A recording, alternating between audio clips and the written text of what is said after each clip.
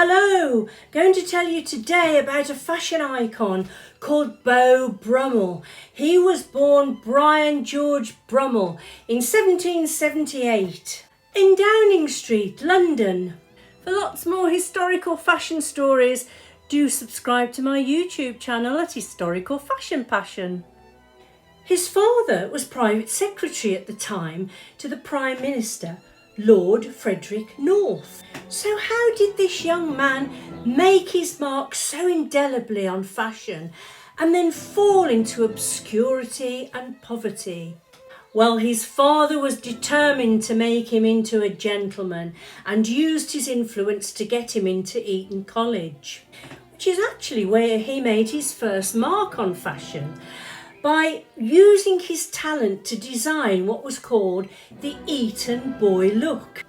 He changed what was the old cravat style and the outdated stock collar and the very old-fashioned jabot into a glamorous and sophisticated bow tie, sometimes adding gold buckles. He had a talent for fashion and the it factor for leading it. When he went to Oxford University, he made the cotton stockings and the short breeches old-fashioned too. Now, before his style movement, the fashions had been influenced by the French court and were very ostentatious, like this. He and his other Oxford fellow fashions movement became known as the Great Male Renunciation, which was a more tailored design, simplified and aimed towards the useful and not beautiful. This look involved the more natural hair teaseled forward, called the Brutus look.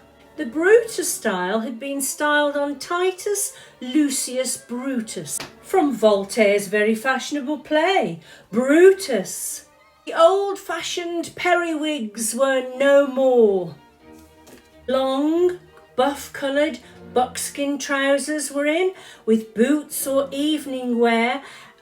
Out went breeches and stockings, and beautiful, practical, plain, classical black or blue styled woolen coats were all in vogue, which also enhanced the male figure.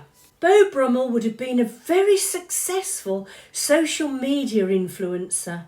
After university, he went into the forces as a Cornet commissioned officer.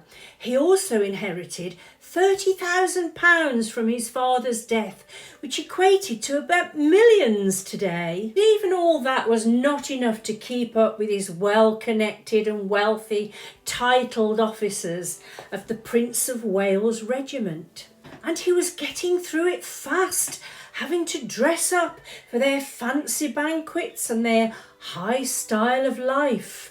However, his talent for style and carrying himself caught the eye of the Prince of Wales, the future King George IV, who said of him, and I quote, "the first gentleman of England by his force of personality."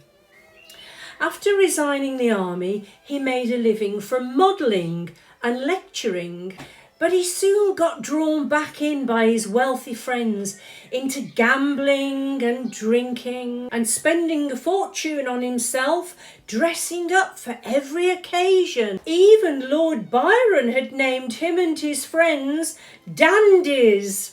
He also led the way in personal hygiene, cleaning his teeth, shaving and even bathing regularly. It is said that it took him 5 hours a day to get dressed and ready, forming the sprezzatura look, which meant that it looked as though he'd made no effort at all. He was soon leading the fashions across Europe, although this guy, the Prince of Wales, was copying him and claiming it for himself. He eventually got into well-known debt of thousands and fell out of favour with the prince. He was cancelled from society. In 1816, owing £600,000 worth of debt, he had to flee to France to avoid debtor's prison. With no money, he was stylised as slovenly and turned into a tramp. He died at 61, penniless in a pauper's lunatic asylum and insane from syphilis. A tragic end to a very talented man. Beau Brummell, the designer by style, who actually, the precursor, as you can see, the likeness of the modern day man's formal suit. I do hope you've enjoyed another historical fashion story based on one of our fashion idols, Beau Brummell. If you have, do join me again next time, and thanks for joining me. Until then, bye.